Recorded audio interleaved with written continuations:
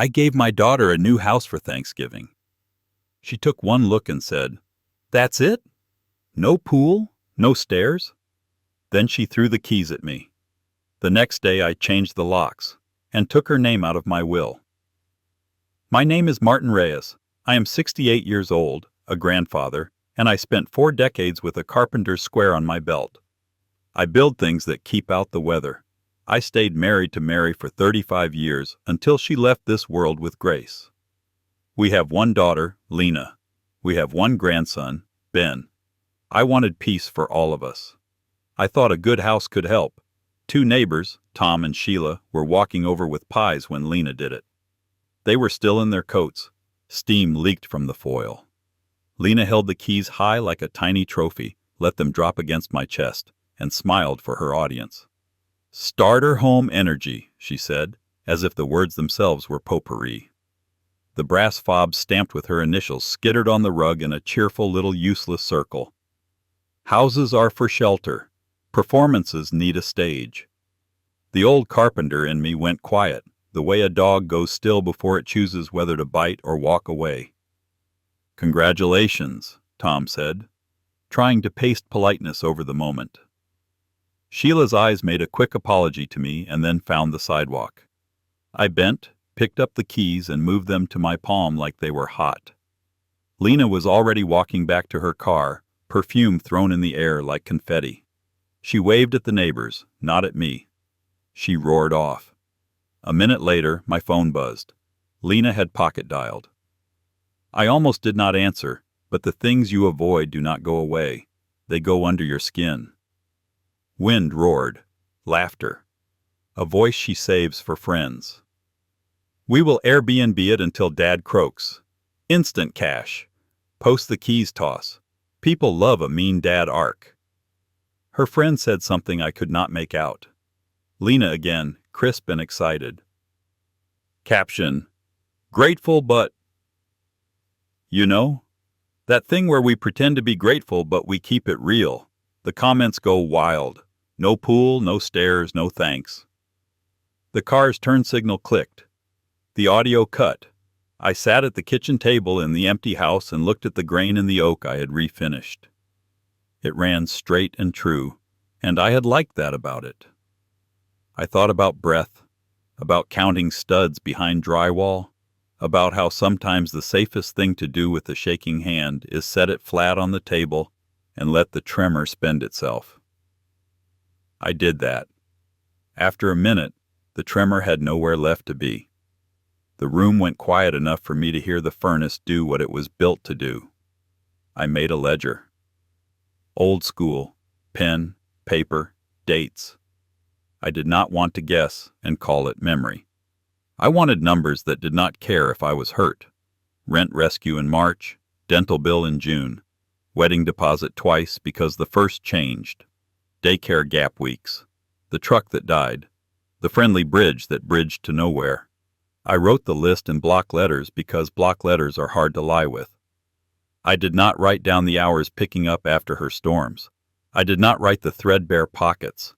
I did not write the feeling in my chest when I saw Ben's shoes too tight because fashion said no to hand-me-downs. Those do not go into ledgers. I wrote one sentence at the bottom. I had confused paying with parenting and both with love. Memory did not stop once invited in. It brought its own props. The ring, Mary's ring, oval stone, thin gold, held all her summers. "It should be rehomed with someone who would actually wear it," Lena said, and posted it online before I could answer. "Gold should circulate," she told me when I noticed her empty finger. Pride gleamed brighter than the band ever did. I swallowed because I understood that the ring had not been a circle to her. It had been a coin. Another memory stood up and asked to be counted. Lena was 12, late August, our kitchen hot with peaches. I had carved her a jewelry box from walnut with dovetails I was proud of. The lid sat true. The interior was plain and clean. She lifted it, saw the simple inside, and called it Sad Dad Woodcraft. Then flipped through a glossy catalog of trips her friend's father bought.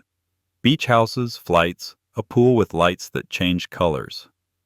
Mary stirred the pot and said nothing, jaw set, eyes tired. Later, in our bedroom, she rubbed my shoulder and murmured, "She will grow out of it." I said, "A splinter hurts more going in than coming out." And then I believed my own line. That was my mistake. Not the splinter, the belief. At 16, another scene. I had scraped enough for a used Honda. Safe. Good brakes. No flash. Lena stood at the top of our old stairs, the ones everybody says they will fix next summer, and she called the car an embarrassment. She would not touch the keys. Mary cried in the bathroom where she thought no one could hear. I went to the garage and sanded the same edge on the same board for 20 minutes until the corners of my anger stopped cutting my hands. Lena took the bus for 3 months, then asked for the Honda as if it had been hers all along. I said yes. I told myself I was buying peace. But when you pay for peace with your dignity, the receipt says silence. That night I went home. I did not change the locks. I let the day end on its own feet. I ate a sandwich over the sink. I slept badly and dreamed in sawdust in doorways. The next morning, cold, gray, honest, I drove back to the house with a battery lantern and a little cloth bag of hardware. Cold air makes metal tell the truth. The screws bit, shavings like glitter in my palm. The new deadbolts rolled smooth as a hymn. A moth tapped the porch light, sure there was something bright to enter, and found only the limit it could not see. I stood there, breath fogging, and felt the morning accept my decision. This is what a boundary sounds like. Click, turn, done. On my way to get coffee, I passed a park where kids were playing tag in hats and coats. One boy stumbled on the single step from grass to concrete and skinned his knee. He sat, looked at his hands, and then cried. His mother walked over, picked him up, and said, "We are okay. We will watch the steps next time." That is all. It was not dramatic. It was a tiny training in what safety is. I drove slowly the rest of the way. I sat for a while in a small office with a potted plant that was not real but looked honest anyway. A few pages. A pen. My name printed neat. No speeches. No flourish. I folded my copy and put it inside my coat. I did not feel triumphant. I felt clean. I went to a diner and ate eggs with rye toast and did not look at my phone. By noon, a moving truck idled at the curb. I was at the house, measuring for handrails when it rolled up. Lena stepped out in sunglasses, even though the day was gray, pointing like a director. Her husband, Derek, climbed down after her and checked his watch, like that might make time obey. Someone, Cal the photographer, circled for angles like a bird that liked shiny things. Another man, Jamal, a young mover with careful hands, carried balloons that said "New Home." "Inside after the reveal," Lena told Cal, fingers on the knob. It did not turn. She banged the door for the camera. She pitched her voice sweet and loud. "Open this," she said. "Dad." I opened it. She swept past me, took in the handrail boxes and the lantern, and frowned like she had bitten a seed that should have been removed. She pivoted to the lens. "Outside shot," she said. "We will fake the inside later." "This is not your house," I said, quiet as a nail set. She laughed for the crew. "Please. You gave it to me. You would not dare claw back a gift on Thanksgiving." "You threw the keys," I said. "No pool, no stairs. That is what you saw when you looked at safety." I kept my eyes on her, not the camera. I wanted my face to be the mirror, not the glass on his rig. Jamal started rewrapping a mirror he had just unwrapped. The balloons knocked together. Cal stopped shooting and studied his shoes the way men do when they want the ground to invent a topic. Sheila stood on her lawn with a rake, frozen, watching without hiding it. She had not put her pie down yet. She held it like a shield. "Open it all the way," Lena said, stepping closer, sunglasses off now. Her eyes were bright. "Or we will not come for Christmas.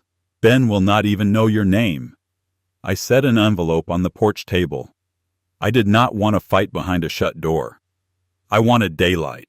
I wanted sentences that had to be true because other people would hear them. "I am changing things," I said. "Here are my rules, Lena. No more money, no surprise visits, no threats, spoken or implied. We talk only in public for now, and only about family, not finances. I will not be leveraged with a child." I looked at her without blinking. "You will not weaponize Ben again." Her mouth flattened. "You think the internet will make you the hero?" she said. "You are building a villain arc." "I do not need an arc," I said. "I need a family." She took a step back and spoke to Cal like you scold a dog for walking in with muddy paws. "Cut," she said. "Reset. We will get B-roll. Get the house number. Tight shot. Make him look generous." Then the twist Cal lifted his camera and put it back down. His hands were clean and unhelpful. An hour later, a patrol car rolled to the curb. People call the police when they want someone else to say words they hope to hear. Officer Perez took off his hat and stepped onto the porch like a man who had practiced being gentle. He listened. He took a slow breath I could hear. "This is a civil matter," he said, kind but finished. "And he is the owner." He tipped 2 fingers at me. "Sir?" He asked if I wanted him to hang around while the truck left. I told him I was fine. He went, his face plain and human. Her script needed applause, but it didn't align with my plans. Soon, I will not be this tolerant to her actions. My retribution hour became closer with each minute. But before we continue, please subscribe to the channel and write in the comments what time it is where you are now. Lena and Derek left in a blare of perfume and a promise that sounded like a threat. The street went quiet. Sheila set her pie down and patted my sleeve. "I am sorry," she said. She had flour on her hand. It left a print like a pale leaf. Jamal knelt to tie a strap and said to his boots, "You are doing the right thing." He looked up at me and then past me, as if he could look around the shape of his own father. That evening my phone lit again. My cousin Kathy sent a screenshot, the swollen look of a captured screen. In a group chat, Lena was already writing the next scene. "I will get someone in there fast, then kick them out and relist. He will cave." Instant flip. Kathy's text sat under the image. "You should see what she is saying about you." I stared until the words stopped swimming. I thought of the walnut box and Mary's hand on my shoulder. The pattern had never been new. I had just refused to measure it. I slept badly. In the morning, I stopped by a hardware store to pick up a few things I did not strictly need because it is a place where men talk about useful problems. The clerk told me about a raccoon that had figured out his trash can lid. Another man argued with him about the best kind of caulk. I bought a small can of paint and a packet of felt pads for chair legs. The clerk scanned them and said, "You building or finishing?" "Finishing," I said. "Good choice," he said, as if I had answered a question about my life and not the chairs. The only opinion I needed was 4 feet tall. I met Ben at the fence 2 days later. He tapped the box with the handrails and peered through the slats. "No stairs means no more boo-boos," he whispered, like a password. He traced a square in the air with his finger, a house without corners to hurt you. I nodded like a man in church. His other grandfather, Frank, stood with him and gave me a look men have passed between them for thousands of years. It says, "I see what you are doing. I am glad. I am here." We went to the park on Sunday. Ducks, bread heels, a bench in the sun. We talked about baseball and good tools and the way boys grow out of shoes but not out of needing a steady hand near the curb. "Your truck smells like pencils," Ben said. It was the cedar blocks I kept in the glove compartment, but I did not correct him. "It does," I said. He put his hand in mine. His palm was warm. He had a small line on his knee where old skin had been asked to learn a lesson. By the weekend, the truck came again, but this time it was mine. Not a parade. A quiet delivery. A second-hand fridge that hummed right away, a table with honest scratches, a lamp that throws a warm circle. I put felt pads on the chair legs, not because the floor demanded it, but because I like the way small grace feels under a noisy thing. I was sanding a nick in the hallway when Lena returned with a new plan and an old voice. "We do not forget, Dad," she said at the door. "You will." "When you need us, I need a family," I said. "Not an audience." "You say that like I ever asked you to perform." "You did," I said. "Every time you made love a stage direction." She laughed without humor. "You think that line is good. Put it in your— what is it? Your little notebook?" "It is in my head," I said. "I keep it there." Tom stood on his lawn with a rake and watched us without hiding it. Jamal raised a hand as he drove by in a different truck. I set another envelope on the table, the same letter, the same rules, the same small door held open. Coffee, public place, no money talk. Lena did not touch it this time. She left in a gust. I let the door close behind her without adding a coda. It clicked. The sound was not hateful. It was a boundary doing its job. On Monday, a night shift nurse from the county hospital came to sign a simple lease. Her name was Ruth Delgado. No ceremony. Ruth walked the rooms, testing light switches like small wishes. Her little girl Maya found chalk and drew on the porch. First a star, then a lopsided square. "No fall house," Maya said, satisfied. Ruth smiled at me, tired in a way that told me what her nights cost. "I can pay this much," she said, naming a number lower than I had set. "You can," I said, and lowered it because I could. Acts of care do not have to be loud to count. "Will you put the handrails up?" Ruth asked, nodding to the boxes. "I will," I said. "That is for me as much as you." Maya showed me a Band-Aid on her elbow. "Fell from a bed once," she said. "No more falling." I told her I agreed with that rule and we shook hands on it, grave as judges. Ruth moved in the next day. We carried her mattress and a box of books together. There was a picture in a frame, a woman in scrubs with eyes like someone who had set aside her own hunger for a 12-hour stretch. "My grandmother," Ruth said. "She taught me to make soup without a recipe." "The best kind," I said. She laughed and put it on the bookshelf like a promise. That week I did small things that make a house stand up straight. I tightened loose hinges. I fixed a door that had decided to scrape the floor for attention. I replaced 2 bulbs the color of cold with ones the color of toast. Ruth left me a note that said thank you and a container of soup that tasted like somebody believed I was worth cooking for. Lena posted a video the same day. Sheila showed it to me on her phone while we were both outside raking. Title in big letters: "When your dad thinks a gift is an excuse to control you." A shot of my porch. The balloons. Lena's voice-over footage cut close to my hands lifting a box. "He says it is about safety," her voice said, "but safety is what controlling people say when they mean small." Comments stacked up like a row of standing dominoes. Some cheered, some told her to be grateful, some told me to do better and stop weaponizing basics. I handed the phone back without finishing.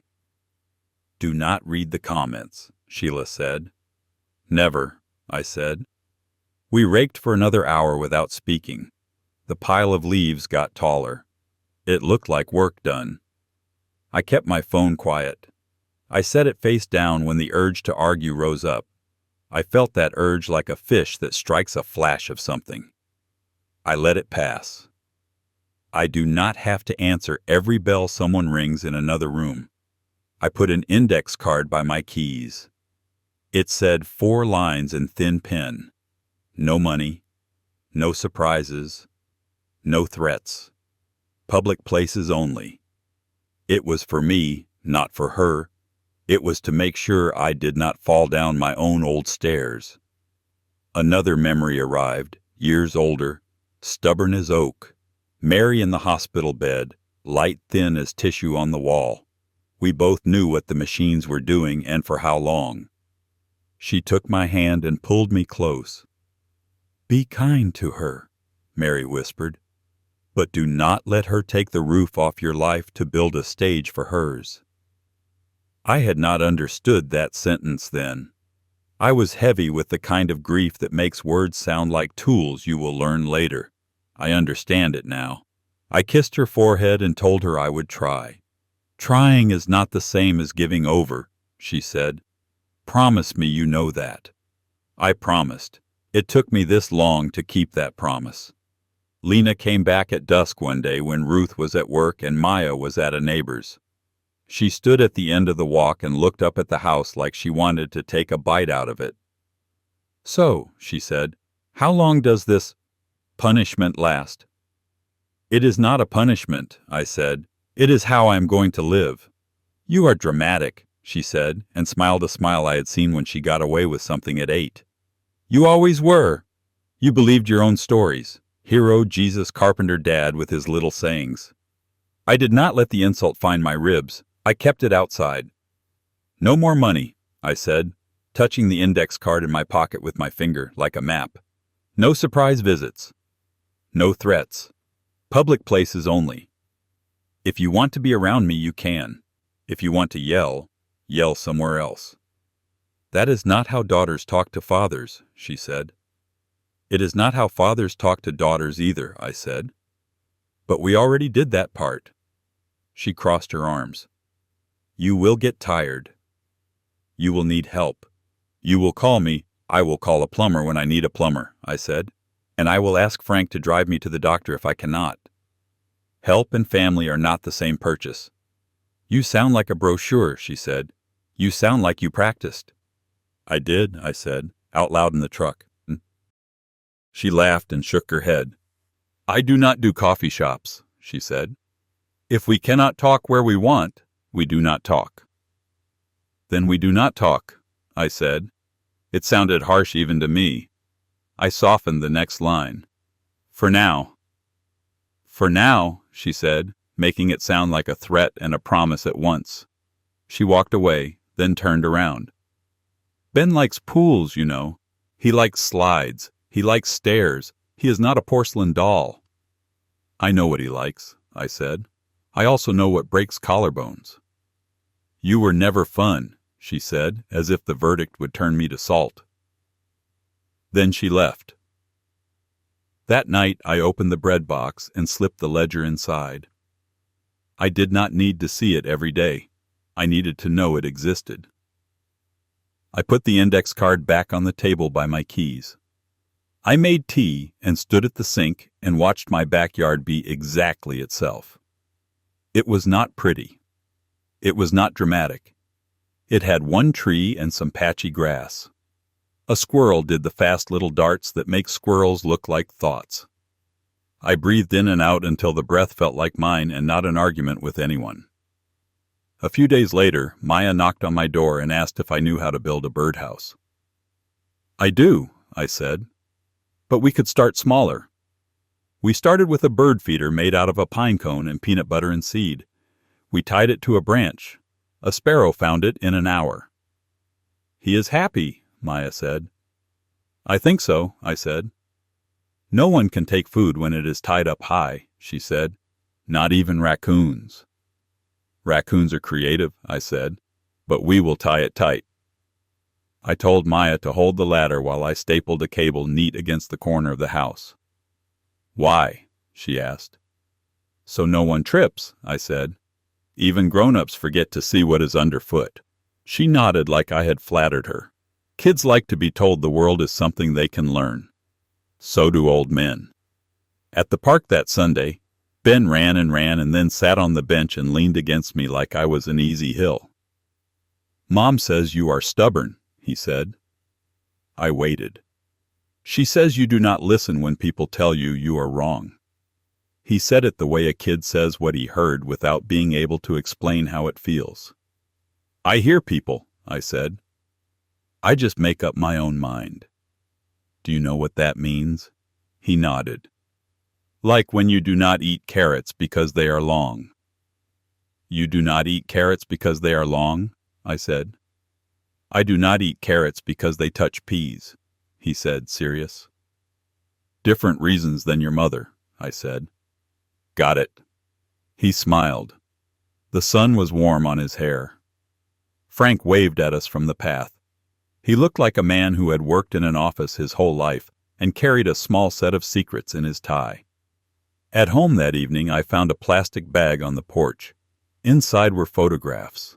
Real photographs. A neighbor must have left them. In one, Lena was 5, holding up a crooked paper crown she had cut herself.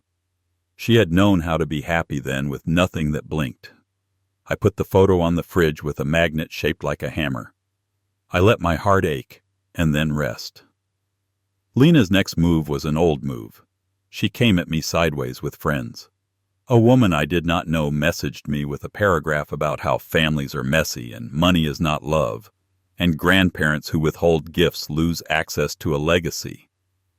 The words were smooth like stones in a river. I set the phone face down. I washed 3 dishes and dried them. I picked up the phone and wrote back one sentence. Coffee. Public place. No money talk. I will be there at noon on Saturday. She wrote back a longer paragraph. I did not read it. Saturday, I sat in the coffee shop with the clock in view. Lena did not come. The woman did. She told me about repair and cycles and unmet needs. I nodded.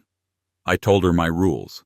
I told her I want to see Lena when Lena can put down the need to win and pick up the need to be a person in a family. The woman sighed like people sigh when the script has ended. You are very calm, she said. It is a choice, I said.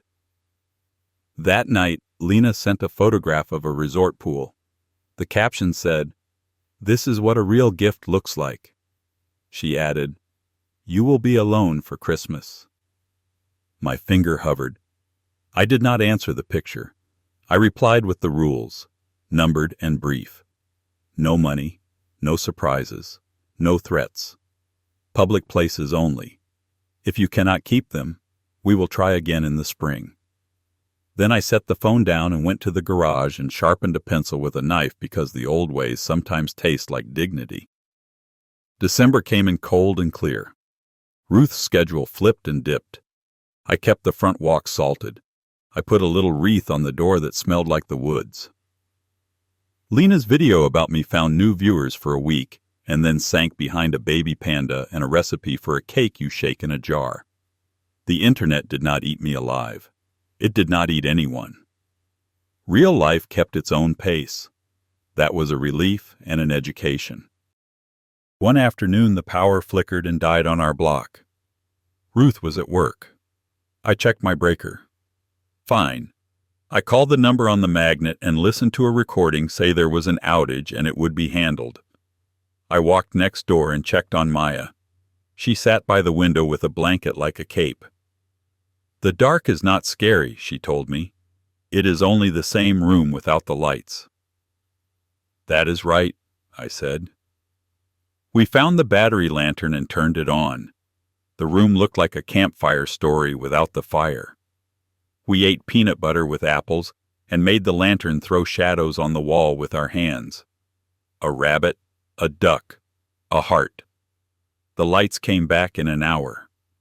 Ruth texted me a thank you that looked like a person who had said please all night and finally won something. Lena tried one more angle. She came with Derek. He had a new watch and a face like a person who stood too close to mirrors. He did most of the talking. We are trying to help, he said. We are trying to modernize. You cannot hold property like it is a scrapbook. It is an asset. It needs to move. You cannot lock it under your feelings. He kept saying we, the way people do when they mean me. We are doing fine, I said. I am doing fine. The house is doing fine. You cannot just give it to a stranger, Derek said, waving in the direction of Ruth's window where a plant leaned against the glass, delicate and alive. She is not a stranger, I said. She is my tenant. She is my neighbor. She is a person who works at night so other people get to wake up. That is not strange. That is ordinary. Ordinary is what you want for a house. Derek looked at Lena as if to get permission to raise his voice. She nodded. He did not raise his voice. He lowered it. "We can make you comfortable," he said. "We can make sure you do not worry. If you sign this one thing," he held up a folder. I did not look at it. I did not want to give the folder the dignity of being examined. "No," I said. "You did not even—" Derek began. "No," I said again. "This is not a negotiation. It is a room where I live." I kept my voice steady. I could feel the old hook of anger trying to set itself. I did not let it. Anger is quick. It is also lazy. It wants to rush and smash so it does not have to think. I made it think. Lena said, "You are making us the villains." "You are choosing to be the villains," I said. "You could be tired parents and ask for soup. You could be my kid again and tell me a story about your day without trying to turn it into a weapon. You could knock on the door and say, 'Do you want to go for a walk?'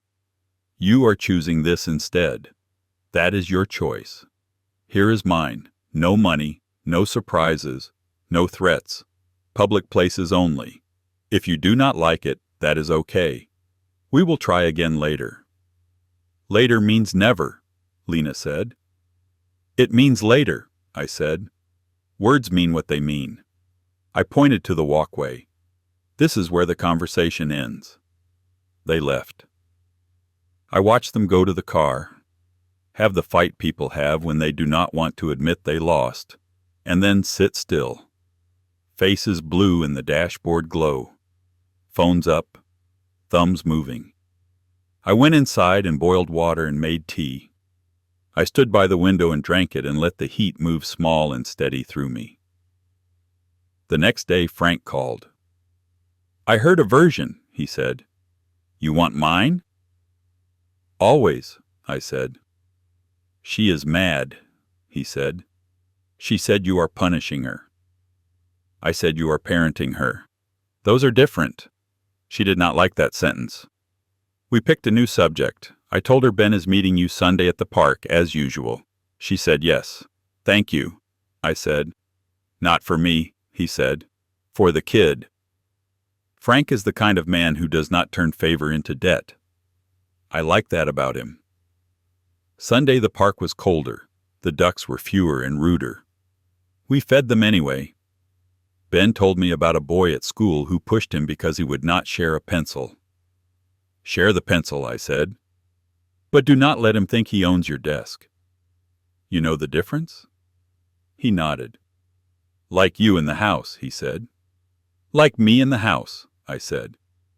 He laughed and ran off to jump on a painted line. He shouted, "No stairs!" to nobody and everybody, and I felt grateful for flat ground that did not ask him to be careful every second. When we went back to the car, he stopped and looked up at me. "Mom says you are mean," he said, with no malice. "Mom says you do not like fun." "I like the kind of fun where you do not cry later," I said. "Those are the best games." "Like the one where you sit and eat bread?" he said, teasing me. "That is not a game." "It is my favorite," he said, and I let that be enough for one afternoon. I started to make the house more itself. I painted the hallway a soft color that looks like light even when the light is thin.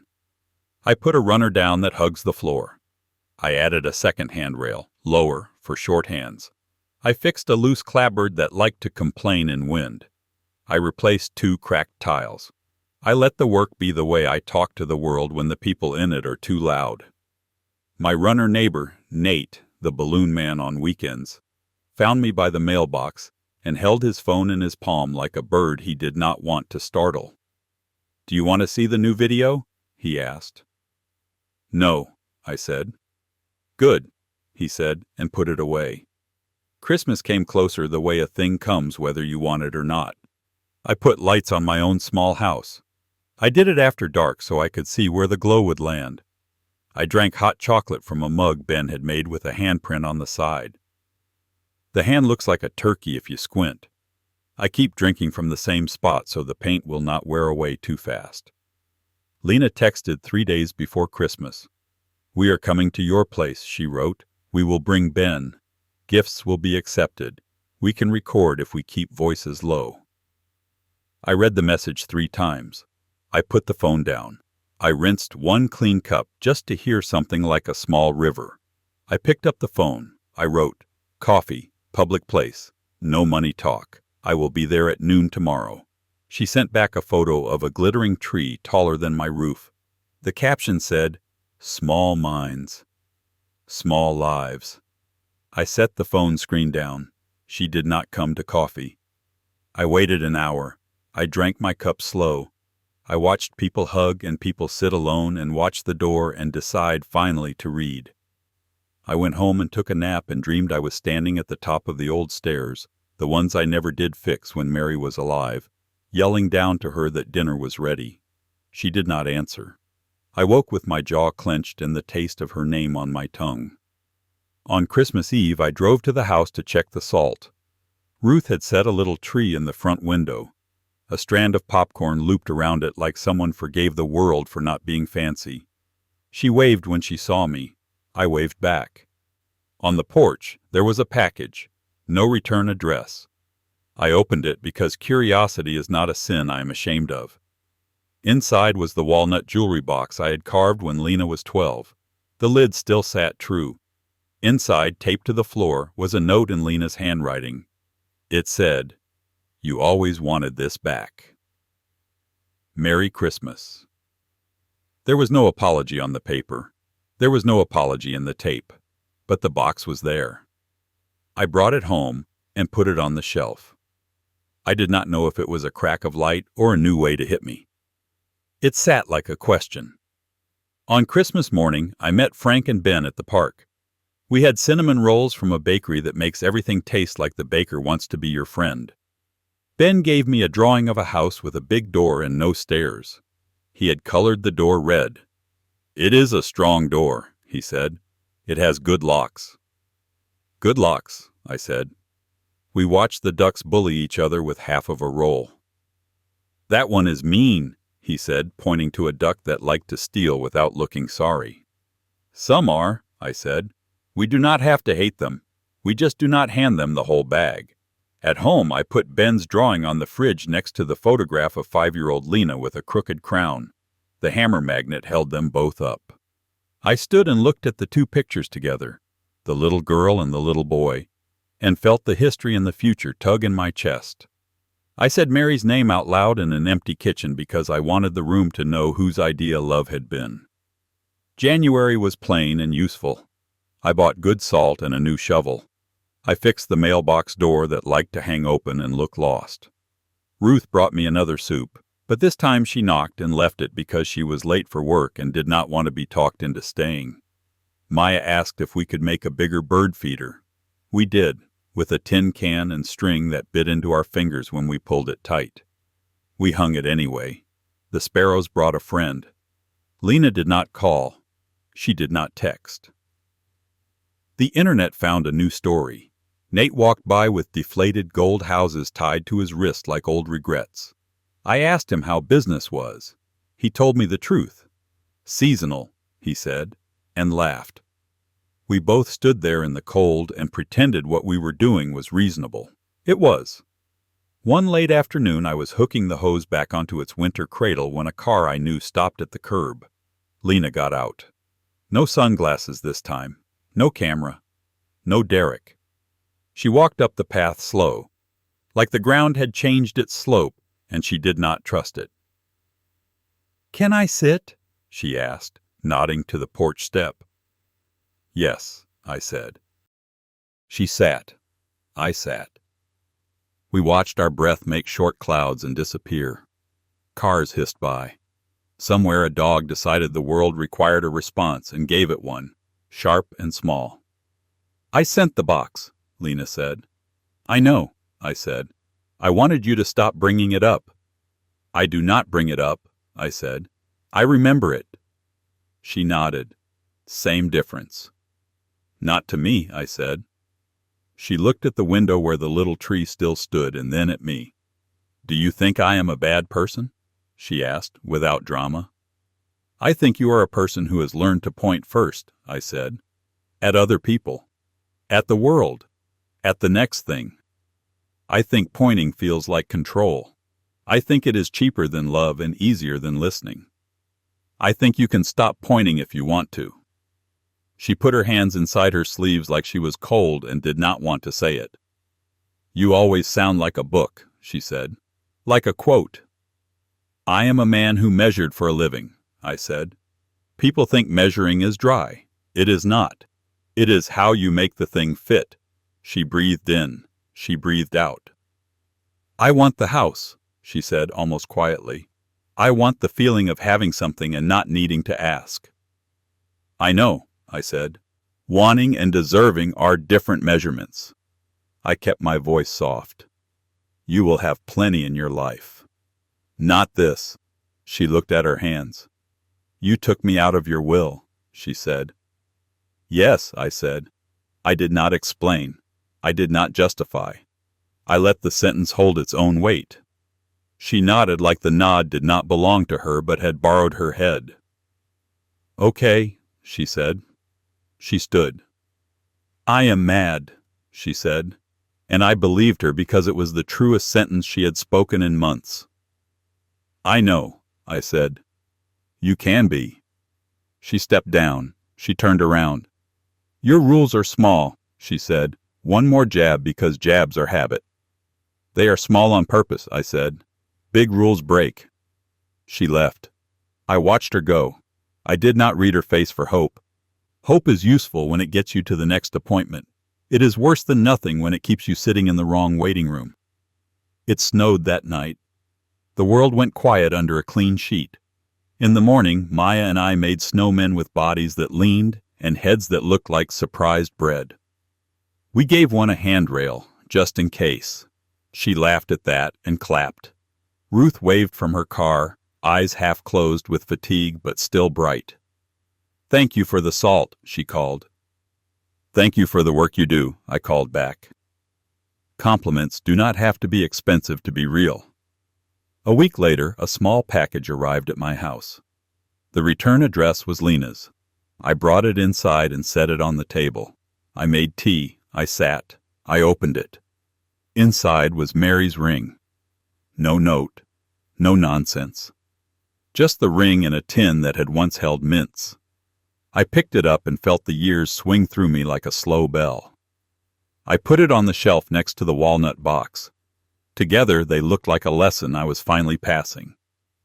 I did not text Lena to say thank you. I did not make a video about forgiveness. I did not call anyone. I went to the park. I sat on the bench where the sun hits when it is trying to make January seem like April. I took out the index card from my pocket. I read it. I put it back. I said Mary's name out loud and then said Lena's name and then Ben's name. I let them be names, not jobs. Spring will come when it wants to. People will do the same. The house sits steady on its slab, warm breaths ticking from the registers when the cold insists. No pool, no stairs, just the good bones of something meant to shelter, not perform. Ruth sleeps, and when she wakes, she goes to work and comes home. Maya draws squares and stars and sometimes hearts that look like apples. Frank calls me about a baseball game, and we go and eat peanuts and act like the rules of that tiny world make great sense, and sometimes they do. If Lena calls and says she wants to try again, we will start at a coffee shop. She will show up on time. She will speak without asking for money. I will listen when she uses the word hurt, and she will listen when I use the word respect. And we will see if we can build like people who mean to stay upright. Maybe we will. Maybe we will not. The door stays small on purpose. It is easier to keep straight. Until then, the locks turn, the rules stand, the soup warms, the birds find what we hang for them. A boy runs on a flat hallway and does not fall. Lena's message thread sits unanswered in my phone, a little red dot that I refuse to let steer me. And I, an old carpenter with a square on my belt and a life full of November air, decide who holds the keys.